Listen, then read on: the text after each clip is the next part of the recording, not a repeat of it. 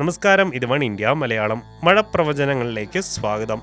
പ്രമുഖ ജ്യോത്സ്യൻ കണിപ്പയ്യൂരിൻ്റെ 2018 വിഷുഫല പ്രവചനത്തിൽ കഴിഞ്ഞ വർഷം ലഭിച്ച അത്രയൊന്നും മഴ ഈ വർഷം ലഭിക്കില്ല എന്നാണ് പ്രവചിച്ചിരിക്കുന്നത്. എന്നാൽ കേരളം കണ്ട ഏറ്റവും വലിയ കാലവർഷക്കെടുതിക്ക് ശേഷം ഈ പ്രവചനത്തെ വിമർശിക്കുകയാണ് സോഷ്യൽ മീഡിയ. ജ്യോത്സ്യൻ മഹാ തട്ടിപ്പാണെന്നതിന് ഈ പ്രവചനത്തെക്കാൾ കൂടുതൽ എന്ത് തെളിവാണ് വേണ്ടത്?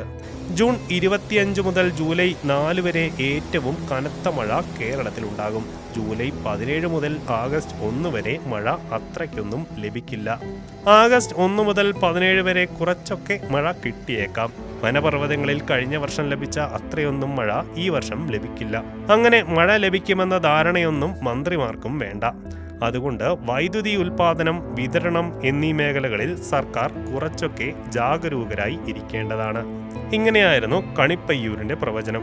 പക്ഷേ ഈ പ്രവചനം 2 വർഷം മുമ്പുള്ളതാണെന്നും ഇത് തെറ്റായ പ്രചരണമാണെന്നും വിവിധ കോണുകളിൽ നിന്ന് വിമർശനങ്ങൾ ഉയരുമ്പോഴും കണിപ്പയ്യൂരിനെ തേച്ചൊട്ടിക്കുകയാണ് ഇപ്പോൾ സോഷ്യൽ മീഡിയ. പക്ഷേ പ്രമുഖ മാധ്യമങ്ങളൊന്നും കണിപ്പയ്യൂരിനെ പറ്റിയ ഈ അബദ്ധത്തോട് പ്രതികരിക്കുന്നുമില്ല, ട്രോളുമൊന്നുമില്ല.